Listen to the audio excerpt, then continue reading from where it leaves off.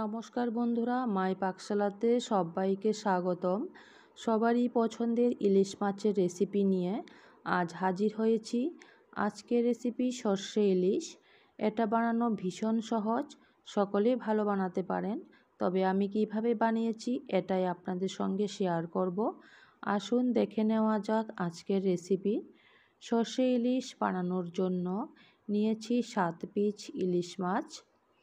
এর মধ্যে দিয়ে দিচ্ছি সামান্য পরিমাণে লবণ আর সামান্য পরিমাণে হলুদ গুঁড়ো। প্রত্যেকটা মাছের টুকরো ভালো করে লবণ আর হলুদ দিয়ে মাখিয়ে নেব, যাতে মাছের মধ্যে খুব ভালো করে লবণ ঢুকে যায়। আর লবণ আর হলুদ মেখে 10 থেকে 15 মিনিট রেখে দেব। এদিকে একটা সর্ষের পেস্ট বানিয়ে নেব। এখানে আমি কালো সর্ষ নিয়েছি 3 চামচ আর হলুদ সর্ষ নিয়েছি 1 চামচ।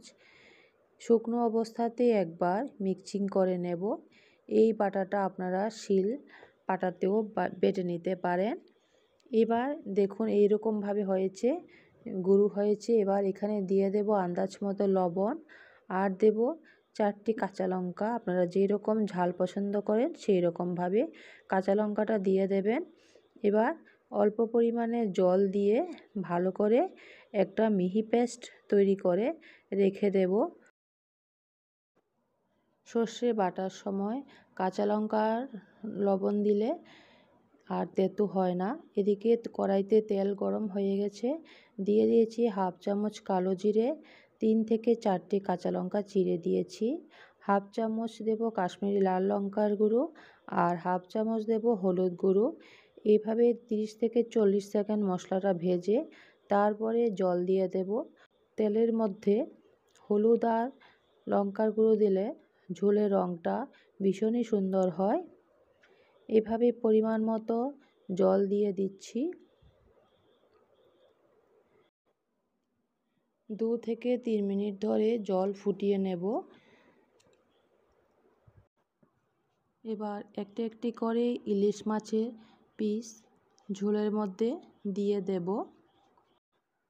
স্বাদ অনুসারে লবণ দিয়ে দিলাম, তবে এটা খেয়াল রাখবেন কারণ যে সর্ষে বাটার সময় লবণ ব্যবহার করেছি সেই জন্য সেই পরিমাণ অনুযায়ী লবণটা দিয়ে দিতে হবে। এভাবে মাছগুলি দিয়ে 5 মিনিটের মতো ফুটিয়ে নিলাম।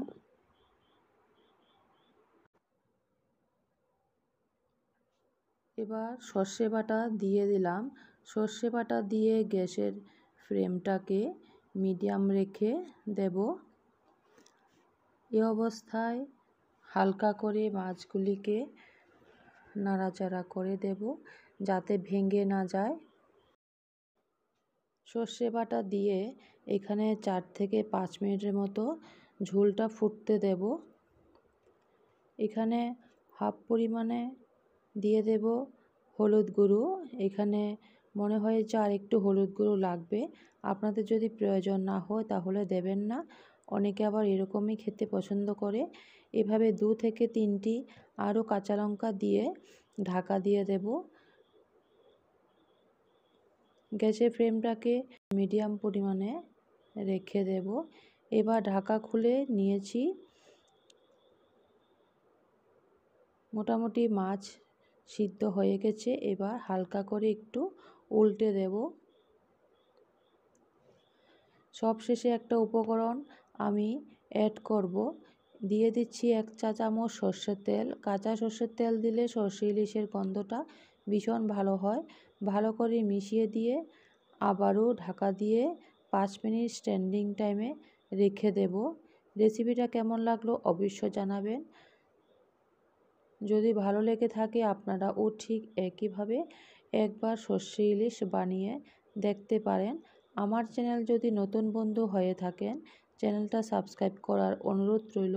পাশে থাকা বেল আইকন অবশ্যই প্রেস করে দেবেন, কারণ আমি চ্যানেলে যখনই নতুন রেসিপি দেব আপনাদের কাছে খুব তাড়াতাড়ি পৌঁছে যাবে।